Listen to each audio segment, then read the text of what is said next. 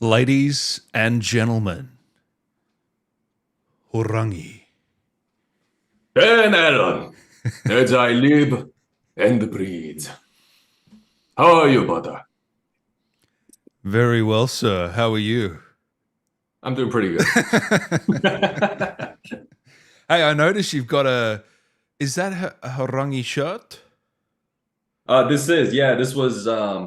This was for our streaming community. I designed this myself actually, and Looks it pretty says sick, in man. Korean on the side. Wait, well, this side. It's a horangin time. And so that was just a little joke we had. Where did you that joke come from? I don't know where it came from. I would just tweet random crap for a while, and um, I think it spawned from those Morbius memes that were popular for a while. You know, people would say they saw the Uh, Morbius. He says it's Morbin time, but he never actually says it. And that's derived from it's Morphin time from the Power Rangers, and hmm. I derived it one level further and created it's Horangin time, and people loved it for whatever reason. How good was that movie, man? Morbius. Have you seen Morbius? I haven't seen it. I saw it. I rocked up 20 minutes late. That was the first time I was thankful for getting to a Yeah. movie late. No, it was all right. And you probably still understood everything, right? Yeah, exactly. Yeah. It was all right. It was actually all right if you just Oh, take was it. it? Yeah, it was. It was just a completely average superhero movie, Oh, which okay. we've seen 1,000 times. But Because everybody makes it sound like it's, it'll make your eyes bleed if you watch it or something. it's not. I didn't think it was that bad. But I guess maybe I'm known to be quite harsh though with my movie reviews. You would know. You follow my movie review page. I can be I do, yeah. So if you had to post this, I don't know if you did, but if you had to post this on Dan Allen, what's the page called? Dan movies, Allen 10 Movies. LM Yeah, movies. Dan Yeah. Allen Movies. Yeah. So on Dan Allen Movies, you used to do like a thumbs up, thumbs down rating, like I recommend it or I don't, right? Mm. And then you started doing a star system. So where within that ranking system would Morbius go? 4 out of 10. Not that bad. Only 4 out of 10.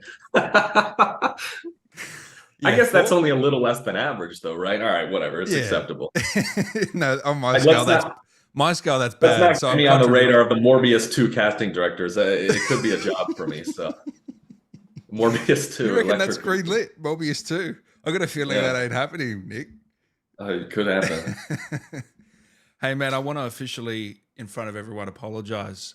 So last time we had a great chat, but there was an extremely unprofessional and bad thing that I did, which was I called the character Horangi. And Did you? Oh, everybody does that. oh, okay. So I'm all right. Yeah, I mean, everybody does that. I have played many a Warzone game with Chad Michael Collins, and he would make that mistake too. He'd call him Horangi, and it's kind of cool hearing it in his voice, though. It's almost like, oh wow, that's exactly how the character of Alex or one of the other guys like Graves or the 141 guys would say it. And I was okay with the mispronunciation, but I corrected him at one point and was like, it's Harangi, or if you want to roll it, Horangi. And he was like, oh my God, I can't believe I've been getting it wrong. And Oh man, I was just watching an interview back. It was, if you guys haven't seen it, it was a bit of a. It was only short, but geez, it was good. I mean, not from me, from your side, but it was a lot of fun. So I had to invite you back for a bit of a longer chat so we can get into a few things. How's your 2023 been, brother? um, it's been it's been punctuated by spurts of busyness and deadness. I've Mm. luckily been able to work on a lot of my own passion projects and do a lot of writing and travel abroad a little bit this year, and so that's been kind of nice to do something with the downtime. I went to Italy and France this year with the girlfriend, and so that's been fun. But otherwise, I've worked on a handful of shows and a handful of games I can't talk about yet, but um, it's been a lot of sitting around on strike and picketing and whatnot. And so So it'll kind of look like like 2024 is a little busier. I was going to say when the credits roll around, 2024 is like, why did he do all this work in 24? What was he doing in 23? But no one realizes it's not like you're working on the shows and games the year they come out, is it? For the most part, no. With Call of Duty, we recorded it within 6 months of its release. And so Mm. I know for a fact with Call of Duty, with Modern Warfare 2, Horangi was sort of a last minute addition. And even when I went in for my first session, they were like, look, Nick, we found out 2 weeks ago that we were going to have a Korean operator. This is brand new information to us. And so anything you want to bring to the character you think might be a good idea, you can help us flesh out. That wasn't the case for every operator. When I talked to Allison Packard, who plays Rose, she was like, oh, I auditioned for this, 8 months before I ever got cast. And so that was not my experience. I auditioned for it only a few weeks before I was cast and had to go in and work on it. And so things kind of happened very quickly. By the way, guys, you can use the link in the description or pin comment and ask Nick a question, and all money will go to Game on Cancer, a great charity. Alison Packard, who plays Rose, any other operators you've met over the last year or so? In person, I've actually only ever met Allison. I know people like to assume that we all know each other and we go out for cat dinners and whatnot. It's like, nah, I've never met most of them. And most of them have never met each other. And so, I know Chad through social media. I know Mars through social media. You're lying. You're lying, Nick. You've met Oni. That's right. I have met. Yeah, I've met Daisuke once in the lobby of a recording studio. Okay, does that really count? Maybe not. No, I mean it doesn't, because it was a flyby. No, it doesn't. Yeah. He's not going to remember who the hell I am. I remember it because I had seen every cutscene of his ass already in Ghost of Tsushima when he gets into the onsen, and so I was like, I know this man very well, but I'm like a fan, basically, like any other fan, and he has no fucking clue who I was. Do you think that was his ass in that spa? Or you think they? Do you think they scanned him and then made it look nicer and everything? They're like, all right, we'll give you a little more. We'll brush it up a bit, because it was a baby bottom, man. It was very.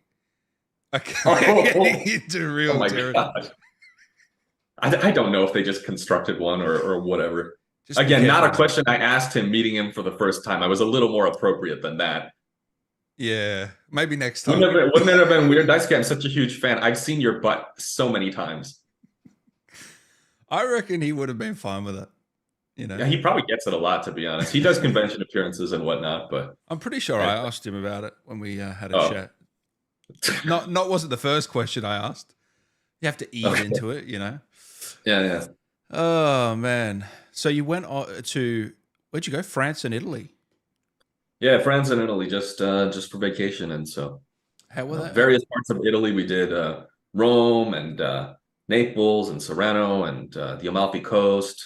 And then we went to France and spent pretty much all of our time in Paris. And it was only a short bit after that, like a few days after, when all of these riots and protests and things were happening. And so we were lucky to get out of there unscathed and without much trouble. How did you find Italy? Because I want to go.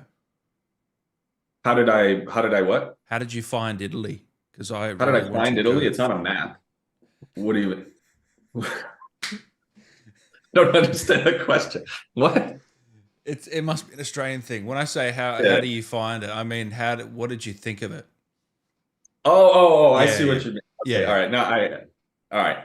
Let me reinterpret the question. How did I find it? I found it to be really, really nice. I mean, it's some of the best food you can have in the world everywhere within the country. And so, yeah, I mean, I don't know about other parts of the States and other places in the world, but in Los Angeles, if you want to have a decent pizza, you're going to spend like $50.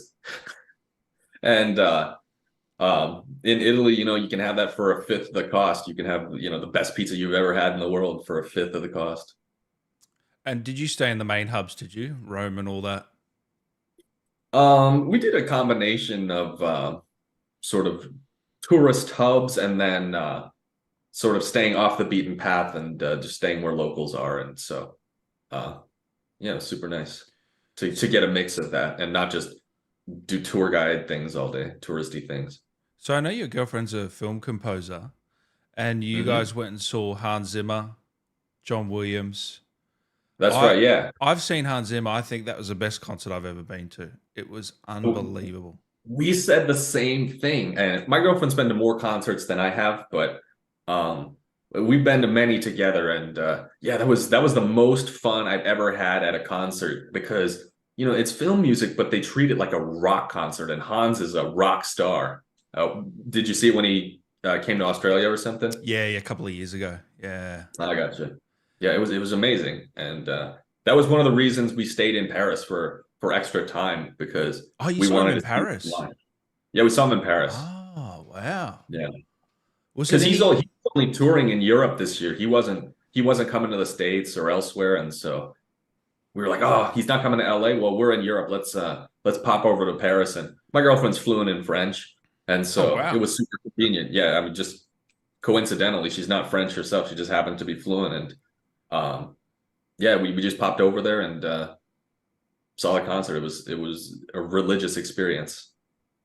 Did he play? Did he finish with Inception? He did all of his greatest hits. I don't remember the specific order of them, but he Yeah. if it's a Hans Zimmer piece that you like, odds are he did it. So Inception was in there. He did Time, and then he did Pirates, The Did he Lion do King. Dune? Dune? Yes, he did. Yes, he did. Yeah, and he had the singer who does Oh, vocals on yeah. that track on the main track, and she was there. Yeah, Yeah, because he's done. I think he also did James Bond recently. That was probably in there too. So probably. since I went, he's done all this new music. So anytime Mhm. he comes, I'm the first one to get a ticket. It's so good. And how was John Mhm. Williams? Because Oh, he's John Williams is, he's phenomenal. The fact that he still writes his own music and can conduct and do all of that stuff is it's just mind blowing that he can do that into his 90s, and he's sharp as a tack. And I know so he's inspiring, isn't he? yeah, this is my second time seeing John Williams. I had seen him once alone through a work event, and then this time we got to go together, and yeah, incredible. That was in LA. That was in LA at the Hollywood Bowl. Yeah. So what has your girlfriend learnt about or what have you learnt from your girlfriend about film composing that many people might not know? Just It's yeah, it's a lot fucking harder than most people realize, I guess. And the best composers make it look easy. What people don't know about me is I write a lot of my own projects, and over the years I've pitched things to major studios. And so anytime we do a pitch package, I do something a little unorthodox and ask my girlfriend to write a piece of music that goes along with our pitch deck and all of the visuals we've compiled and submit that together. And so I think it makes for a much stronger package. And so she's um, also going up for it as well, kind of. yeah, pretty much. It's a bit of a package deal. And if I know actors who are well known that might be really great for those parts, I reach out to them and go, we can solidify this package and make it stronger by you attaching your name to this character or something. And they'll do that, and they'll sign on ahead of time, and we'll submit that way. And that's the packaging process in Hollywood. That's how it's done. And so I try to come up with the strongest thing possible by including all of those extra little goodies. So it's not when you audition you'll have her music over while you do a monologue or something. You don't do that ever, do you? Um, no, that would be considered tacky, I guess, by casting directors and people who look at audition self tapes. They want to see your acting in its rawest form, and they don't even want to see you wear a costume or use too many props or anything for the most part. They just want to see you for you, and no aim assist, basically. Really? So you think that's considered tacky I'm not a cat. My opinion on it.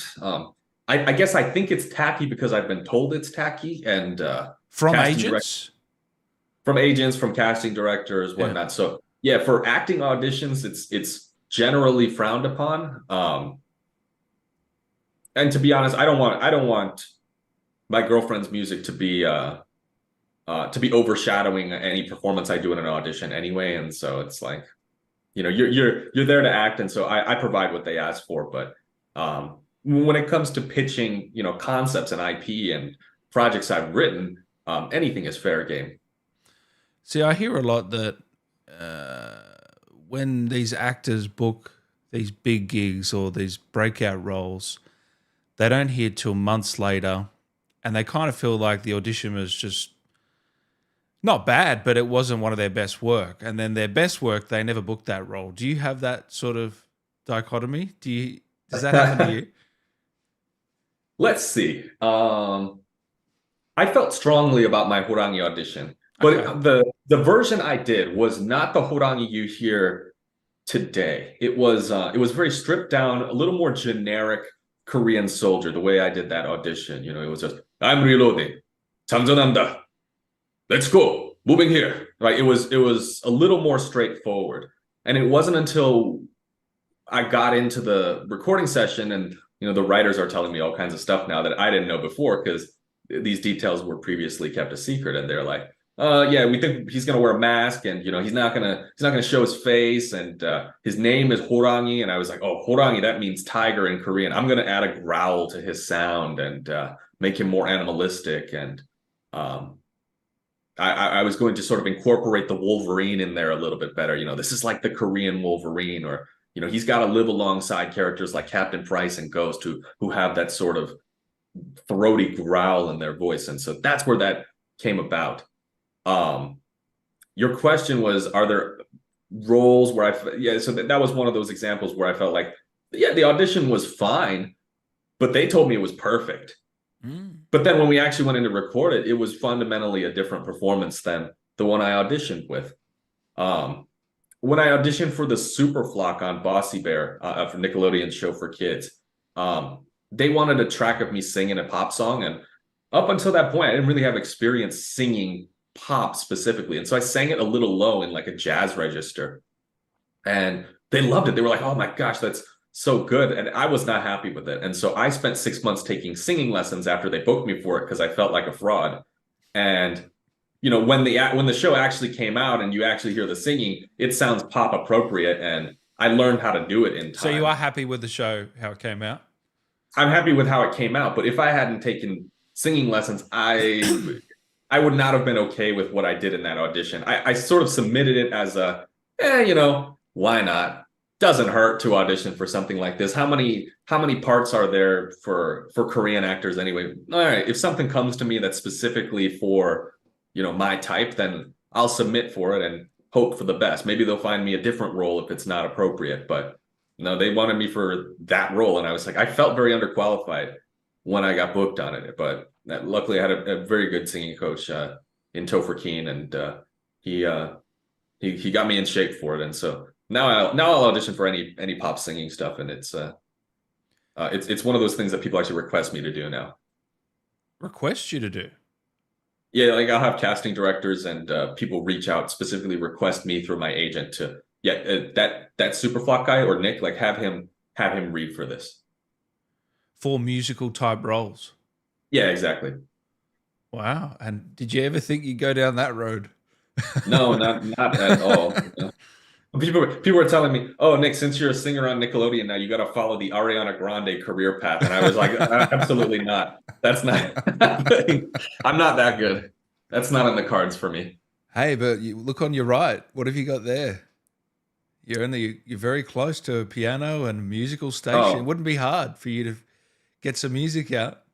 most of the time, this room is my girlfriend's office, and she does her composition and all of that from this desk. And a few times a week, if I need it, it's on loan to me. Oh, okay. Yeah. And so, There you go. I get to stream and do other things from this desk, but it is most of the time her workstation because she spends so much time in here.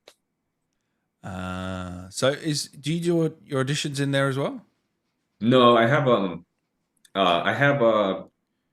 a studio built into our walk-in closet in the other room.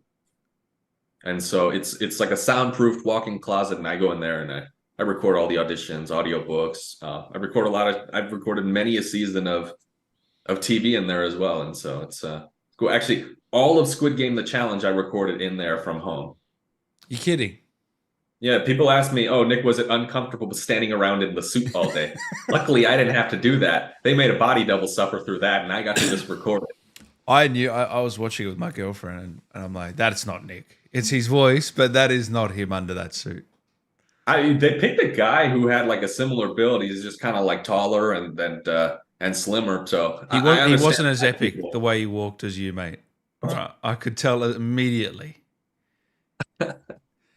Nah, maybe that's just me. But no, that was a great job on that show. From what I've seen, I've only seen the first 5 episodes. It's Those are the only ones that are out so far. it's a very fast paced show. I tell you what, it does get you hooked. It does. How much? I've only seen one episode so far, but I'm watching the rest after I pick my girlfriend up from the airport tonight. I mean, is that weird watching a show like that where you're so prominent? And It's same, weirder. It's same. weirder for my friends because we watched the first episode during Thanksgiving the other day, and everybody's at home or whatever, and they're watching the show and they're completely immersed. And then the character walks out, and all of a sudden I start talking. Players, please line up at the start or whatever, and then they're like, "Oh my God, it's my buddy Nick. He killed my immersion just by talking." And then, and anytime my character will talk, they'll try and talk over it. Like, "Oh yeah, yeah. Does anyone want any more cranberry sauce or whatever?" And it's like, "Come on, guys. I'm just trying to just be happy for your friend. He had a job." So that's how it is. It didn't break my immersion. I tell you what. It did it. No, no. I turned to my girlfriend and say, I know that guy, but he's doing a phenomenal job here. Can I hear that voice again? I think it sounds better if I talk into the water bottle. I don't know if it'll. Yeah, it'll I was pick going to up. say, did they put something on it? I record it. I record it raw. I just put it in the mic and just record it. And they probably put an effect on it or something to muffle it slightly. That's what I mean. Yeah, because you're under a mask. Yeah. Yeah. So they make it sound like it's been recorded with the mask on. Yeah. And they did a really good job with it. I think they did a better job with it in the challenge than they did in season 1 of Squid Game in that dub. I went back and listened to it to compare, and I was like, "Oh, it actually sounds really good this time." And not that it didn't sound good the first time around, but I think they've improved upon it.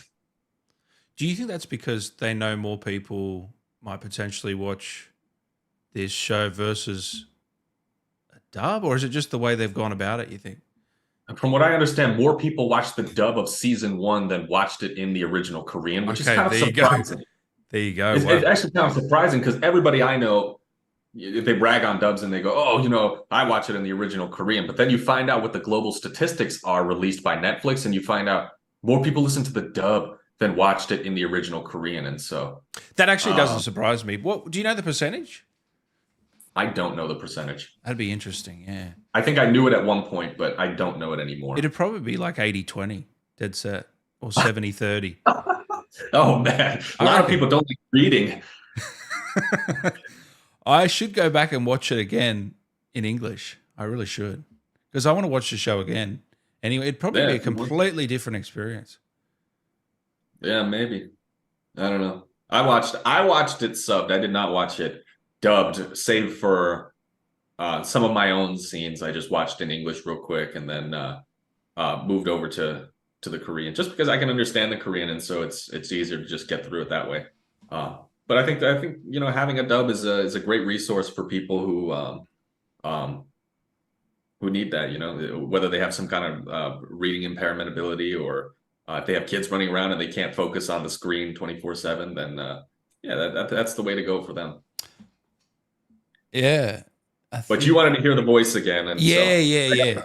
I got to remember a line now. You had it just before, I'm pretty sure. Something about the start. Players, please line up at the start immediately. If you do not obey the rules of this dormitory, you will be eliminated.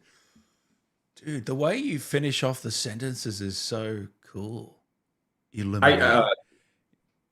I originally had the script and they would just write it as a sentence, "You will be eliminated." And then they were like, "Let's take every time he says eliminated and add ellipses before he says eliminated." And I was like, I realized that the editing style of a reality show was different from a drama. And so I had to deliver the lines differently because they cut a lot to show people's reactions. And so we had to sort of buy them that extra time to show everybody's face, and then they get eliminated. So it's like a pause before eliminated, and then you give it. Yeah, it's like one of those moments where if this were linear television, they'd cut to commercial or something, offer them that pause. So you're in the booth going, player 456 has been eliminated. That's exactly what I'm doing. Yeah. Although that's not suspenseful. We already know the person. It's probably the other way around. The player being eliminated is 456. Was 456? Oh, you haven't caught up, have you? You haven't seen. Well, Dan, I know how it ends. I was gonna say. So I know the winner. How the show ends. I know who lives and who dies, but I'm not gonna say anything. No, of course, but you know the winner. Wow. There you go. I know the winner. I'm not gonna, and I won't say a word about it. Someone here said my parents called me on the phone and asked me, "Do you know the winner?" My mom, "Do you know who wins the Squid Game? I want to know who did. Was it that one guy? He's an athletic guy." I'm not telling you anything. Someone here said the dubbed was so much better. How does that feel when you hear that? I've never heard that before, but I'm sure it feels good. So that's the first time we're getting a live reaction. No, people come up to me and tell me to my face they hated the dub, and I'm like, all right. What do you mean to your face? People do that. It's happened on a number of occasions. People come up to me and, I've seen Don Cheadle say before that people come up to him and tell him, one of the Ocean sequels or whatever was like their least favorite movie ever, and they hated the movie.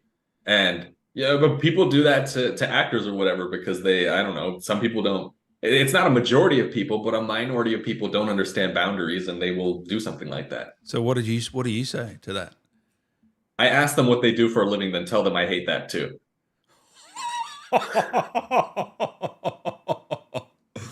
Oh, you're good. So you get one back. Uh-huh. What do you do for work? Data analyst? That is so stupid. But do you give it a bit of laughter, or do you just stone cold, oh yeah, I hate that too? I think they realize after I put it in perspective that it's a joke and we can have a laugh about it. I've never had anybody get upset at me for when I do that, I think people realize, oh, it's his job. Yeah. His boss made him, do it a certain type of way, say these lines a certain type of way. It's not all actor choice. He didn't create the show. So when can I expect Squid Game 2, man? When do you think it will happen? 2024. Oh, really? That's the goal, yeah. Oh, awesome. I didn't know it was that soon. So has it started shooting, or I don't know how much you can say about this, so just cut me off. I'm blind to it, but I will tell you, here's what I can say. I have not started work on it. Yeah. Okay. Because dubbing is usually the final process. They have at bare minimum, a rough cut, rough visual effects, and all of that before it goes to dubbing companies all over the world to dub in various languages. And so, when I start dubbing, I know we'll be in the final stretch, and we'll be less than 4 months from release usually. And so, oh, cool. So you'd expect it. So you've got a bit of a wait. Do you think, if you're a betting man, end of next year? Do I think what now? If you were a betting man, would you bet on it coming out the end of next year? I would bet on it coming out in 2024 because their filming schedule is not affected by U.S. strike regulations. And so I would bet on that, but anything's possible. This is not an official statement from me or Netflix. No. It's just we all speculation. If you're a betting man, my betting man. How do you think you would go on the show? If I were participating in this,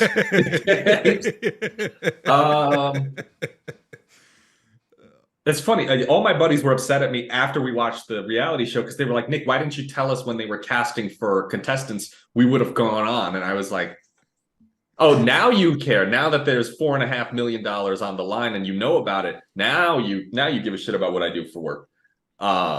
How would I do on the show? Are they playing the same games they played in season one, or from the reality show, or are they playing new stuff? Why is that a different answer? Because I know the games going in, so I know how I would do within certain games I've seen versus, if it was new stuff, obviously I'm way less prepared. If they had I'm just gonna make up a game. Let's see here. If they had to do like some American Ninja Warrior style challenge, or like you got to hang from monkey bars for 10 minutes, you can bet your ass that I would not do so well on those. But for season 2, do you think they're going to do the same games, or they're going to be all completely No, different? I doubt it. All I mean, different, you think? it's pure speculation, but I'm sure they're going to do entirely new games and Yeah.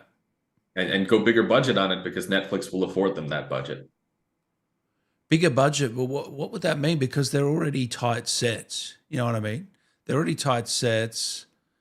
I mean, as a fan, I would love to see them take some of the games outdoors and sort of turn them into big set pieces, not just a room. Really? That's just what I want to see as a fan. I know nothing. No, we know you know nothing. Don't worry. You don't have to reiterate. You realize there's going to be one person who takes this and Squid Game actor confirms outdoor games in season 2, and so I have to clarify. Yeah, we need the context in the clip if you're going to share the clip. The outdoors, that's interesting. I like that idea, but I also do like the intimacy of some of these sets, like that the marbles game. That sort of intimacy of that set was kind of cool. So, yeah, I don't know. I hope they do new games for sure, because that I think reutilizing a set like that marble set and using it for something like a hide and seek would be so cool, right? The thing is, the games have to cater to. It can't just be a strength contest. You know what I mean? It has to. There has to be a balancing act, so it's kind of fair for everyone a little bit. Like all the games are kind of, besides I guess the tug of war, you can kind of win most of the games, no matter what build you are. Would you say? Do you agree with that? Yeah, I would agree with that. Yeah, I mean, it's always more interesting when it's not physical 100 and there's sort of an intellectual component to it. I don't know if you saw Physical 100. What's that? It was another show I worked on the dub for. It was Physical a popular 100. reality competition show, and it was feats of strength, basically. It was also on Netflix. Was that greenlit after Squid Game? Do you know? From what I understand, yes. Physical 100. What did you dub in that? It was a UN style dub, and so the contestants speak, and then like a second or two later, English speaking voices come in and dub them over. And Jesus, man, these guys are yoked. These guys are jacked, man. Yeah, it's a very different show from Squid Game as a result. Yeah, shit. I remember when Squid Game came out, there was this other show that was making a bit of waves. Do you remember another Korean show? Oh, what was it called? It was the Japanese show, Alice in Borderlands, right? And then All of Us Are Dead was a Korean one. All of Us Are Dead. That might be That's it. That's the zombie one. That's the one with high school kids fighting zombies. Yeah, that's it. That's the one I'm thinking of. Yeah. That went kind of big. Yeah. I thought that was actually... Oh, so that's not even a game like Squid Game. That's just zombies. There you go. Yep. So... And if they do new games in season 2, you'd think the reality show, they would piggyback off those games. But then again, this show had new games like Battleship. That's right. Yeah. Yeah. So, I mean, I'm always down to see new games. That's always exciting to me to see them do different things or new things. And so, I mean, I love the fan favorites too. Like, who doesn't love the red light, green light with the squibs going off and people are told to fall down when they get eliminated. That's always going to be a classic. But the Battleship was it was cool. I saw a short clip of it online. I haven't seen the full thing yet because I haven't gotten to that episode. But yeah, that was very cool. And we don't even know about a second season of the reality show. It just came out, and so it's got to rake in numbers and it's got to get popular before we get greenlit for something like that. So going back to Horangi, if you had to, if he was going to be in a campaign for Call of Duty, have you ever thought about this? Where would you take it if you could write it? Yeah, where would I take it if I could write it? Because you're a bit of a writer yourself, if I'm not That's mistaken. right. Yeah. I mean, you'll know that, and anybody in chat watching will know that I wrote my own Horangi fan fiction, posing a hypothetical storyline for the character that's set in between Modern Warfare 2 and 3. The new ones. That's right, the new ones. And people seem to really like him. And it was a storyline I had thought about for a long time, and I explained my reasoning within it. But if he were in some kind of campaign scenario, I think it would happen if, let's say Russia and the Kony group were smuggling nuclear weapons out of North Korea, who was their ally. And we haven't seen North Korea prominent in a Call of Duty game since, I think, Advanced Warfare. But they had a similar scenario there where, North Korea had invaded the South, and I thought sort of reintroducing them as a potential ally to Russia, which is actually based on current world events where there's evidence to suggest that those two countries are allied with one another. And so I think in a situation where that happens in the Call of Duty universe, you would need somebody like Horangi, who is based in the South and has probably a lot of intel about high threat targets in the North, consulting with the 141 or the American allies, CIA or whoever. And so that was sort of my idea. But he's a bad guy, isn't he? Horangi? Yeah.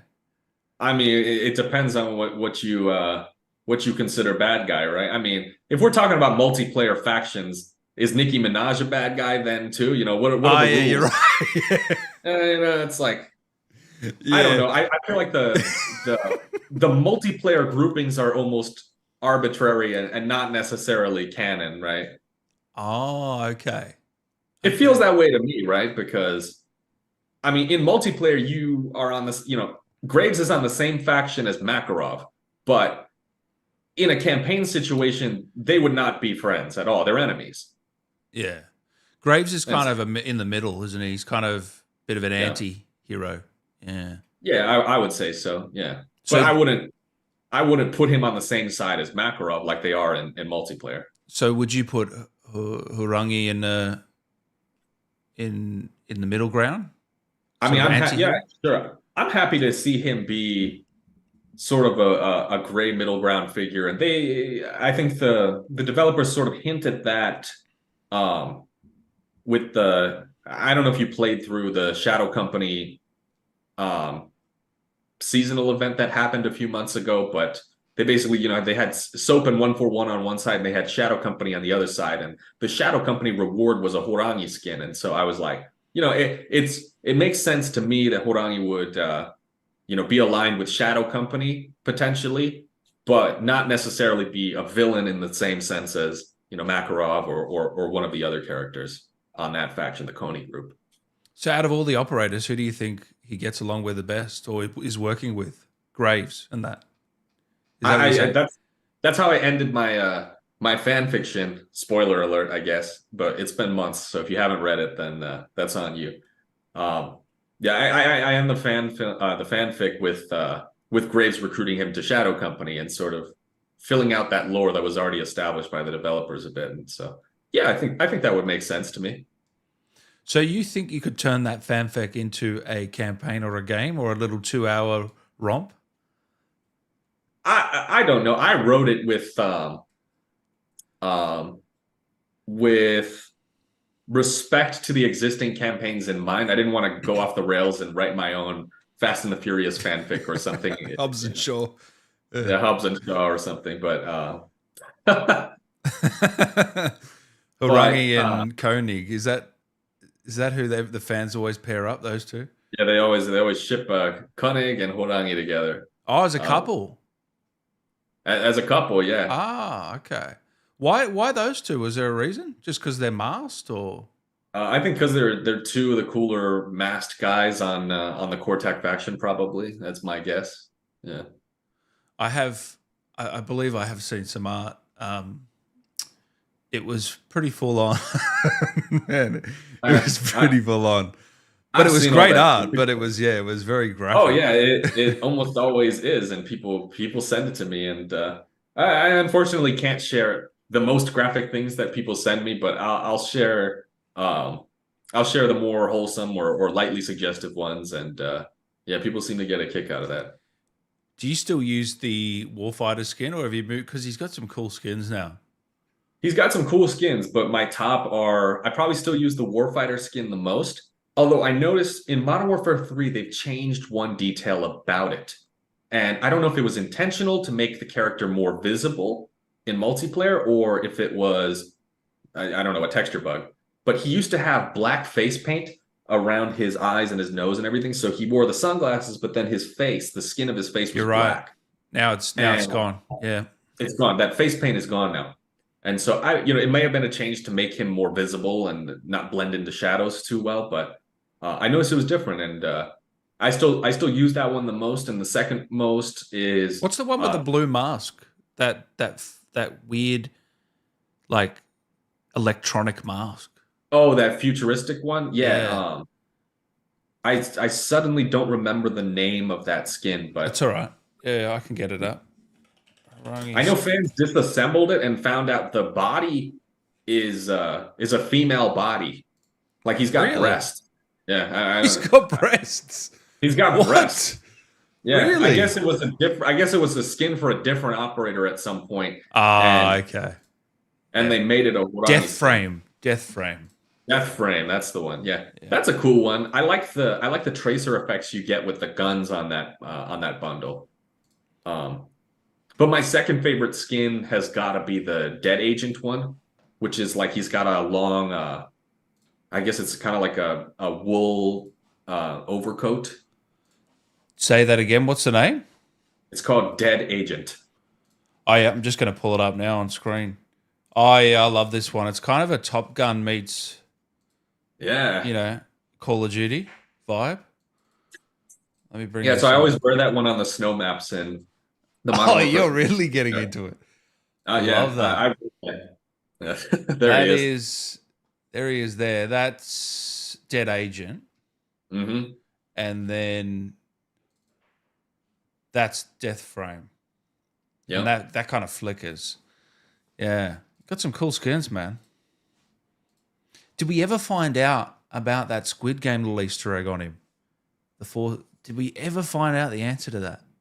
I never found out, and I know which developer is responsible for putting that in there, but he does not use social media, and so I don't have his email, and I haven't bothered to dig and find it and send him an email and ask him. So why is there a Squid Game Easter egg on Horangi? But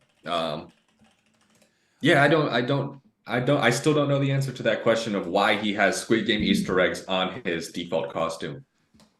Because I always said it was a nod to you because you were because you put everything into your characters. I think you told me that before. You've said that. I mean, I'd be flattered if it was true, but I still feel like it could have just been a really cheeky coincidence. Come on, man. It can't be. That's a hell of a coincidence, man. I mean, when you think about Korean things, the Squid Game is probably one of the first things that comes to mind, and it was popular at the time of development still, that first season, and so I feel like it could have just been in the back of everybody's mind, and just like, all right, you know what, I'm gonna draw a circle and a star and a triangle and an umbrella. So what do you believe? What do you believe? You think it's that? I would think so, but everybody seems to believe it's a nod to me. But you don't.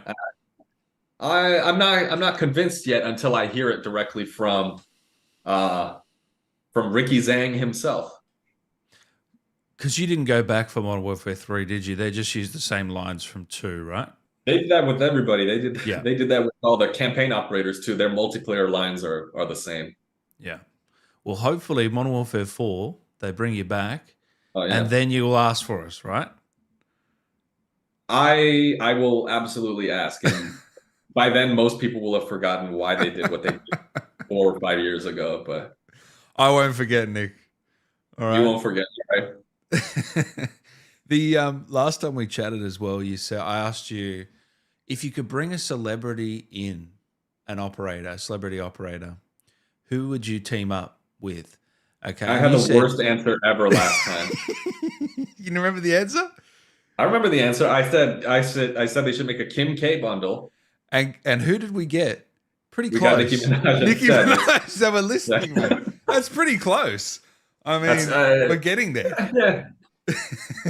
Yeah, it's within that sphere of entertainment, I suppose. But yeah, so you want to know my updated answer now? I have to come up with a new one. Yeah, give us your updated answer. Because now you've had time to think about it. Because, yeah, we haven't spoken in over a year. So, over stream. So, We've got a lot of good ones. We've got the boys characters. We've got Snoop Dogg. yeah, I did like Homelander. I did. have Homelander. Yeah. His lines are excellent, and Bruce Campbell's lines for the Evil Dead bundle. Oh my gosh, he's so good. So, Because I grew up on those. I grew up on those Spider-Man games where they kind of just let him off the rails and he improvises the hint dialogue. And they did the same thing with Call of Duty, and I was like, I reckon they were fans of that game. The guys that did this. It must have been. They're all They're all Activision games too. Oh, that'd be why. Yeah. Because Treyarch, people don't know that Treyarch developed those old Spider-Man games, those movie tie-in games, and so what hand they had in it, I don't know, and I don't know how many of the same people actually worked on it, but they used Bruce Campbell the right way, and I was very, very happy about that. But what's that? Before you go on, I did a video on all the operators, and I did have to laugh. One of the top comments was, "Call of Duty has become a Comic-Con convention." No, because there is so many random operators. But it's just like Fortnite. I mean, you can play anyone. That's the whole vibe. It's not really, as you said, it's not really canon in many respects. No, it's not canon. Multiplayer is not canon, but yeah, I don't get offended when I see a Nicki Minaj skin. I just get offended when I get killed by one and then teabagged on. And so, I wonder if she has a wider hitbox. I don't think no. You're not gonna go there. I'm not gonna go there. They don't have a wider hitbox. I know.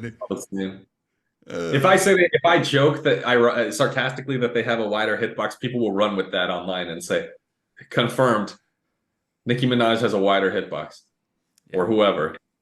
But if I had to see another tie-in bundle, I would choose somebody who could really improvise with the dialogue and kind of go off and do something unpredictable. And so, let me think. I don't know. I put very little time and thought into this, but somebody suggested on my Instagram the other day that they should make a Squid Game bundle and have the square guy be a character. And so you're creating more work for yourself. I like that. I'm creating more work for myself. I was like, oh, that's a good idea. That's brilliant. I would bring in. He gets a execution or whatever, and then he says, "You have been eliminated." Oh, I'd buy that, mate. That'd be kind of fun, right? I would buy that. I would bring in Aussie Price because that's me. I don't know if you've seen me do that, but I have seen your Aussie Price. It's hilarious, and I hope we get to see more with the MW3 campaign footage. Maybe one day they'll bring him in. He's just a little bit vulgar, I think, for multiplayer. Oh, really? They'd have to tone him down a little bit. Yeah. Because have you ever used him in multiplayer, or you just narrate the campaign clips? You dub over them. I dub over them, but I have gone online and put the voice on, and people they laugh. I had a bunch of footage. I did it for Warzone, and I'd get people their first wins. Because for some reason, anytime I pair up with a guy in Warzone at random, they've never won. Every time I ask them, they've never won a game. It's bizarre. Huh. So, how's your Warzone skills going? Are you looking forward to the new? When is that? It's coming out soon, eh?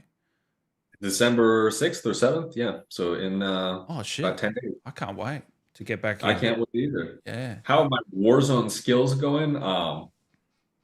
People don't know that before Modern Warfare 2 came out, I had I had been out of Call of Duty for a few years, and so I wanted to get back into it because the last time I had played them was during the advanced movement era, and so I needed to sort of recondition my brain for boots on the ground, and I had to stop playing Halo and Halo 5 and all of those games.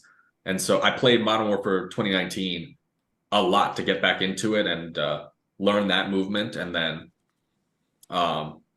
played MW2 throughout its entire life cycle and streamed for much of that life cycle. And I would say I've gotten pretty decent at Warzone now. I would say I hope I'm not offending anybody by saying you could beat me. I don't know how good you are, but I hope I'm not offending anybody by saying I'm probably one of the best, if not the best. You were definitely the best. In Call of Duty. You're definitely the best by far. Plays the game. Definitely the best. Yeah, definitely. Yeah, Chad sucks. What?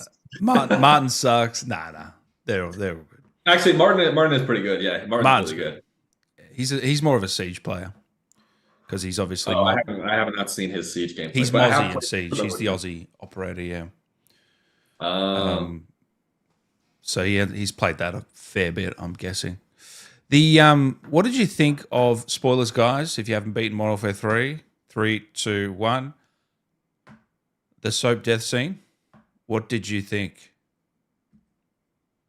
What did I think of Soap's death? I don't know. It was sad, man. I've had minimal interactions with Neil on social media over the last year, and that started when I started making TikToks about my character, and this random guy called Neil, who I had never met or heard of because we recorded separately, would show up in my comments and say things like "Stay off the lawn, mate," or whatever else he was saying, and that's how I came to know Neil. And I was like, "Oh, this is the actor who plays Soap." Obviously, I knew his character very well, but I did not know Neil, and so sort of getting to know him through those interactions, and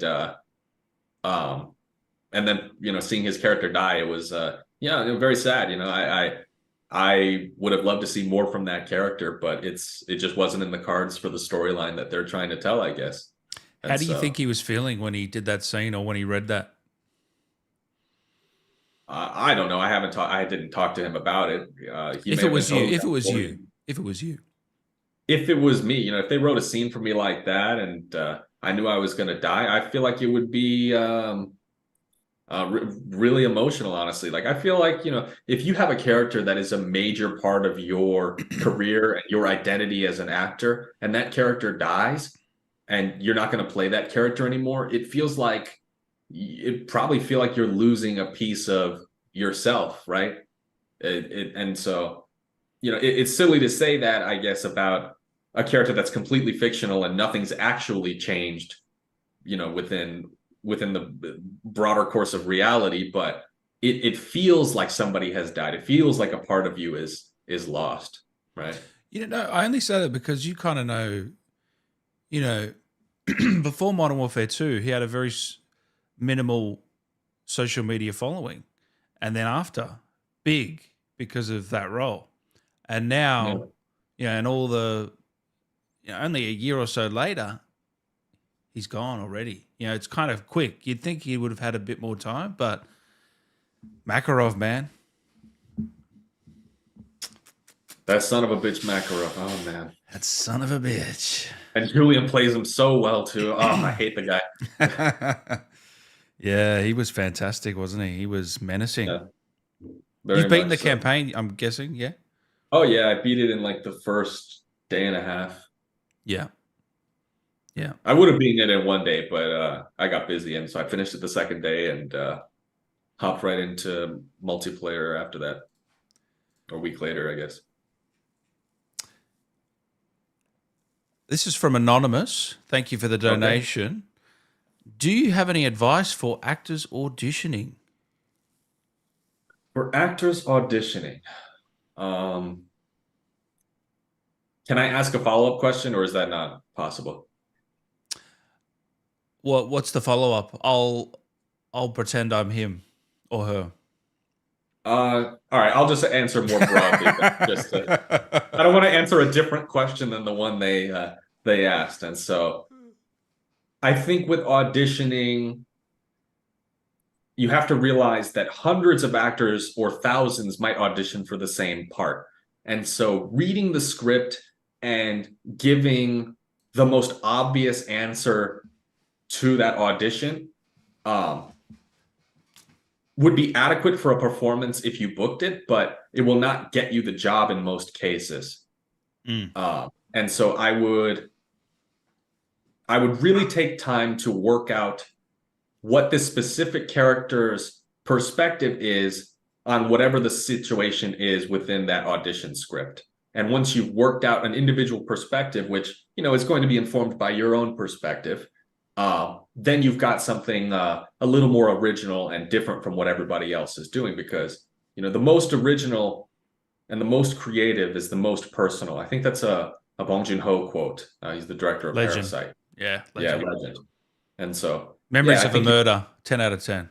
Great film. A 10 out of 10. Parasite, 10 out of 10. Mother, 10 out of 10. Have you seen all of them? Yeah, you have. I haven't seen Host. The Host. Host is all right. I think it's limited by the fact that it you know, came out in 2007, and the visual effects are I don't think they hold up to modern standards, but it's a good movie. What's he on next? He's on Rob Pattinson. Mickey 17, yeah, that movie with Robert Pattinson. I'm looking forward to that. Yeah. So, hey, Dan and Nick, you guys rock. What was your favorite map in Modern Warfare 3? From James. Mine is Underpass. I like the rainy vibe. Oh yeah, the new. I mean, seeing it with modern graphics, it's a really cool atmosphere. I mean, it looked cool in the original, but it looks really cool now. Like, it's a vibe. I love that vibe. And so, let's see. If you're asking me what my favorite, you know, original Modern Warfare 2 map is, because they're all the same maps still, then I probably would have said Rust. But we've seen Rust rebuilt over the years. It was in Modern Warfare 19, and it's back for Modern Warfare 3. I don't feel safe about saying it's my favorite map now, because, you know, I mean, I love to play on it. It plays exactly the same, but I have to think about which sort of reimagining I like the best based on Modern Warfare 3's aesthetics. And so, I used to be able to drop nukes on Rust. Not anymore. Let me tell you. That ain't happening anymore. I see people do it on TikTok, but you know, they go up top and then they just like grenade launch or do something with launchers and get those kills. But those aren't the games that I plan, because if you go up top there, you're immediately dead. Exactly. And the entire lobby will beam you for going up there. Skill-based matchmaking, man. That's it. Yeah, these TikTokers, they're playing on the easy lobbies. Yeah, they tank their accounts and then they 100% they do. 100%. Yeah. And they get all these crazy clips against people that have never played. My favorite map, I'll say Terminal. I really like the reimagining. Yeah. And High Rise is awesome. I love High Rise as well. Nick, when will you write a new fanfic? Also, are you writing anything else at the moment? When will I write a new fanfic? I think I'm done with Horangi fanfic. I don't want to say forever, because I never say never, but indefinitely I'm done with Horangi fanfic. That's not in the cards anymore. You got your one shot, one and done, and that's what you get for Horangi fanfiction. I also kind of closed that story off, so there's not really sequel room. But am I writing other stuff? Absolutely. I pitched a show to a major network a while back before the writer's strike and all of that. And I won't say the name of the network, but it rhymed with Blamagon Blime Blivio. And I wonder what that is, man. Yeah. You'll never figure it out. Never figure that one out, yeah. And it was a zombie show about an aging Korean military vet and his second generation American son, who is not nearly as badass as his father, navigating a post-apocalyptic zombie-infested United States. And so That sounds good. That sounds great. Yeah. Yeah, and so we have an award-winning script on our hands, and the execs at the studios we've shown it to have loved that script, but have said, well, when we buy content now, it's about the value of the IP and the audience we bring into it, and having source material and all of that. And a lot of studios now, they buy content that they pick up content that It has an established fan base, or it's based off a comic or something. And so I thought, well, this is my opportunity to establish a fan base and create that content. And if people really like my writing from the fanfic, then for sure they're going to love my original writing, where I haven't been constrained by existing lore or having to write somebody else's characters. And so this is my first opportunity to really unleash and show the full scope of what I'm capable of. And, That's awesome. I'm excited to share that. What's that? Comic?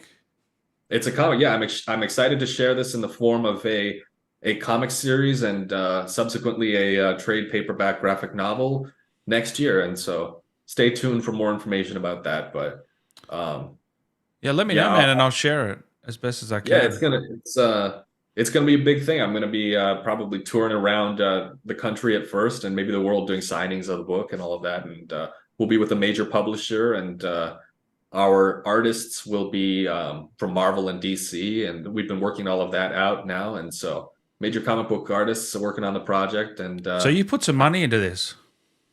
We put a lot of money and time and tears and blood and every other fluid. It's been a journey, and so you will. I'm so excited to share more about it in the early new year. So have you got you've got the art ready and done? Like, what the covers look like and all that sort of thing? I've got some of that. Okay. Yeah, I've got some of that. I can share it with you. One piece of art. Am I allowed to share a screen, or do I have to send it to you in the chat or something? Yeah, send if you can. If you can you give me a link or something? Is that possible? Yeah, let me see what I can do. I'd love to see some art for this. Very exciting, man. And what's the name? Did we get the name of it? Have you released the name? It's called Kage, which is a Korean word. Kage. What does that mean? It's the Korean word for shop, or like bodega, basically. Okay. And it's relevant to the story because the main character's family owned a shop in Koreatown, Los Angeles, and their lives were uprooted when this apocalypse happened. And so you will learn very quickly when reading the story why that name is so relevant, even though it's seemingly random to call your zombie story Kage, which means store. Yeah. And how long? I sent it to you. Yeah. What's that? I was going to say, how long is it? So each issue is going to be about 24 pages. They'll release on a monthly or bi-monthly basis, and after the first 6 or so are out, we'll compile them into a trade paperback, just like graphic novel format, and that full series will cover the entire events of my planned season 1 of the show. Can I share this now with everyone? Yeah, go for it.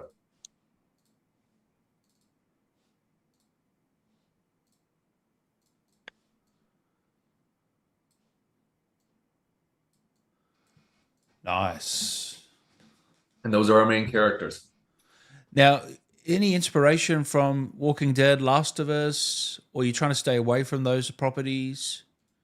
I mean, I'm a huge fan of the zombie genre in general, but I don't think we've ever gotten to see the very unique perspective of what it would look like if a middle-aged Korean dude with a special forces background, he's basically he's like an aging Horangi with PTSD. Although this character predates any work I've done on Horangi. So you'll play the gentleman on the left, do you think, if all goes well? No. I don't write parts for myself, and I'm obviously not nearly old enough. But I was going to say, he looks in his mid-40s. Yeah, no, You're I not don't quite write that parts old, for mate. myself. No, I don't write parts for myself, and so I wrote it specifically to to be a writer on the show and show run, but it's it's my property and my baby, but I didn't write it to create an acting part for myself. Do you know who I If it- see there? Cameos and small parts. What's that? Who is the guy from Lost? Oh, what's his Oh, name? Daniel Day Kim. Yeah, yeah. What do you think? Is he? What's that fan cast? Have I done it right? I was thinking, do you know Lee Byung Hun? Lee. I'll look him up. He's in Squid Game. He was in G.I. Joe. Oh yeah, yeah, know that definitely. guy? Yeah, legend.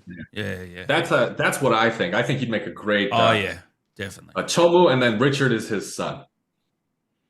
definitely, definitely.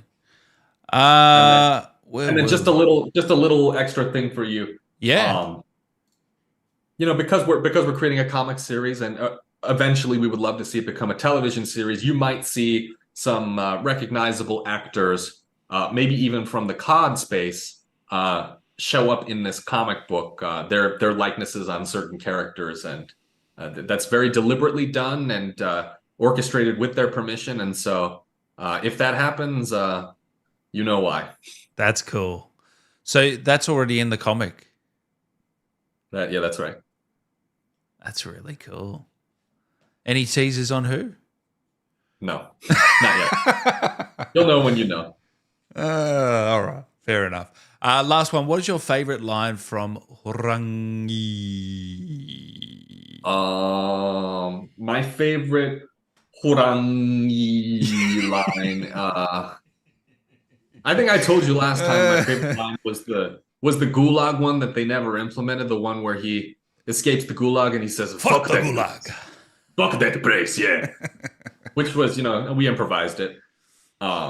Because I remembered now what the original line was, and it was, I guess, a reused line from one of the British operators, and it was, "I'm right as rain." And I was like, that doesn't work coming out of his mouth. Oh, so that's your favorite, eh?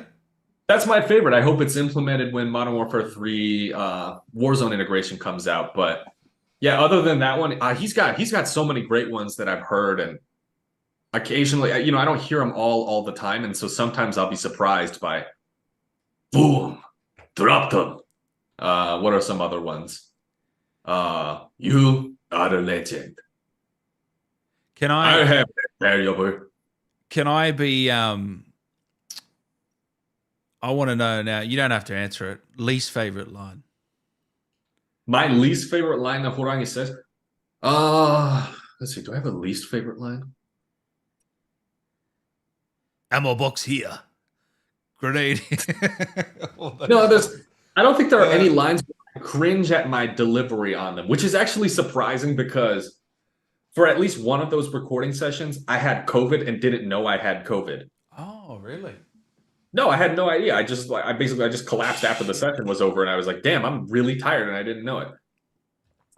Shit. But you think that alright would show up in the recordings and it would sound not so great, but I don't know, we powered through it, and yeah, there's none that I hear that I'm like cringing at, which is not the case for every project I've worked on. I've worked on plenty where I'm just like, I would have delivered that line differently. That's not good enough. That's not high enough, deep enough, whatever. But Horangi makes me pretty happy with everything that's in there. Hey, as we start to wrap up here, man, and thank you again for your time. Do you think that role, would you say it changed your life in any way? Yeah, it changed my life in a major way, I think. My career as an actor started to take off during the pandemic and towards the end of it. And that's not something that a lot of actors can say. I think for a lot of people, their careers took major hits and started to dry up during the pandemic. And so I know how blessed I am to have been able to work through some really tough times for actors over the last few years, even with the strikes going on this year. And so I don't take that for granted at all. And I've been so blessed to have fans that show up to meet and greets and show up to my Twitch streams and buy merch like the one I'm wearing now, and buy prints and all of those things. And so that's I never take that for granted, and I don't know how you possibly could. It's truly humbling, and just honestly like a true honor to be a part of that. And because I'm really sort of interested how you built this community, this wholesome sort of community you built over the last year, over TikTok and Twitter, and you know what you're doing. But last time I asked you, you said, I'm just winging it, basically. But it doesn't look like you're winging it, man. Like I feel like you had a plan, and you've stuck to the plan. You've nailed. I know, like, consistency, because I'm the same. I'm a content creator at heart, and consistency always is a great thing, which you've been extremely consistent with the content. But what do you put it down to exactly? The last year of growth? I avoided content creation for the longest time just because I was honestly terrified of it. I didn't know exactly what I was doing, but once I found out there was a demand for the kinds of content I put out, I was more willing to give it a shot. And I don't know. It's about sharing the underrepresented voices in the COD space, and being friendly to anyone who has something interesting to share about their character or their experiences with the character. And I think sort of promoting those voices allows you to build a community of very loving and passionate people. And that's what we've done across a number of platforms. And even my fan fiction is sort of a way of paying tribute to those fans who sort of brought the ship to me, and I learned about it, and incorporated a little bit of it into that story. And so that it's the give and take relationship between the content creator and the audience of representing what they headcanon. Was there any particular video that popped off or post on Twitter or TikTok, or was it just a bunch of different ones? A lot of them have popped off over the months, and because you put the suit on, didn't you, for a TikTok? That's right. I put it on for a Twitch stream, and then somebody clipped it, and it became a TikTok. Okay.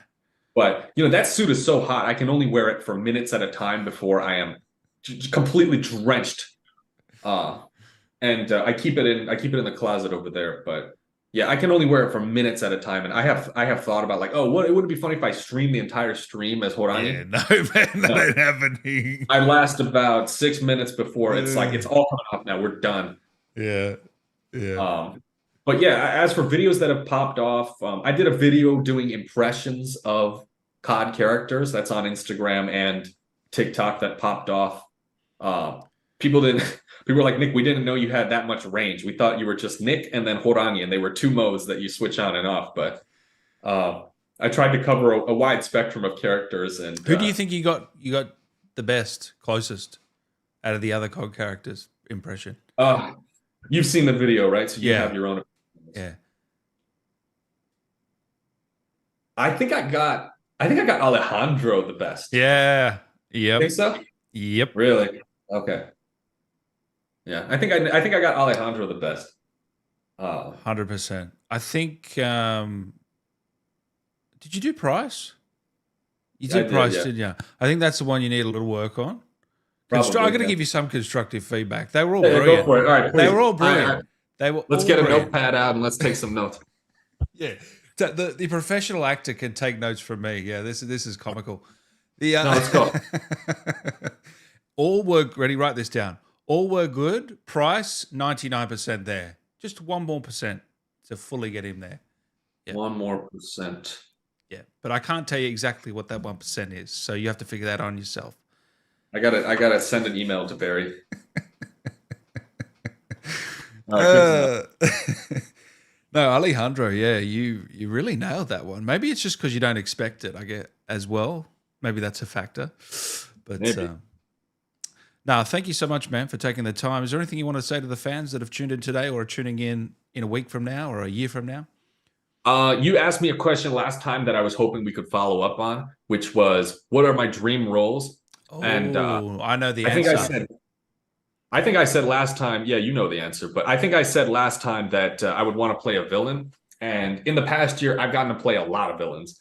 And so let's switch up the answer this time. I would love to be the live action Nightwing in the Gunverse of DC films. That would be cool. I have taken that very seriously, and I even have a stick here. I've been practicing my Kali, my Arnis, my Eskrima, and so quite skilled with a stick now. You want to show us some? No, I'm not going to get up to it. But I have a lot more to learn and a lot more to do. Okay. But, Next time you're on, yeah? But also, if they do a live action Invincible film, which I think Universal is working on, hit up your boy. I would love to be Mark Grayson. Any character whose last name is Grayson, that works for me. So Dick Grayson. Yeah, anyone. Grayson, yeah. Okay. We've put that into the universe. All right. And hopefully in 2 years, you'll see me as Bob Grayson or some random character. Thank you, man. I appreciate it. Guys, follow Thank you. Nick on all socials, Instagram, TikTok, Twitter. Nick J. Martineau. That's right. On all? I think I'm Nick J. Martineau on every social media. Yeah. Martineau or Martineau? Martineau. Martineau. Okay. Nick Martineau. Mhm. So once again, I couldn't get through the interview without butchering a fucking name. It was so close. It was so close, Nick. It was so close. All right. Last thing. Can Horangi, I'm losing it, and the Square Mask manager, can we get them to talk to each other? Get them to talk to each other. Can say something to each other. I'm really pushing your limit now. I got to be doing improv in 2 different characters at the same time. Without a script. Player 141, you have been eliminated. 아, 씨발 새끼야, 이거 왜 그래 이거?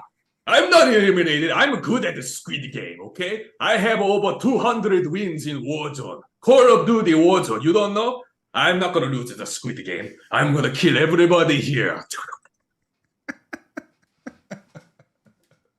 That was actually fantastic, man. Thank you. All right, guys, say bye to Nick, and we will have him on the show, I'm sure, again very soon for number 3. Thank you again, Nick. All Pleasure, right. brother. Thanks, man. Bye, everybody. Thanks for showing up.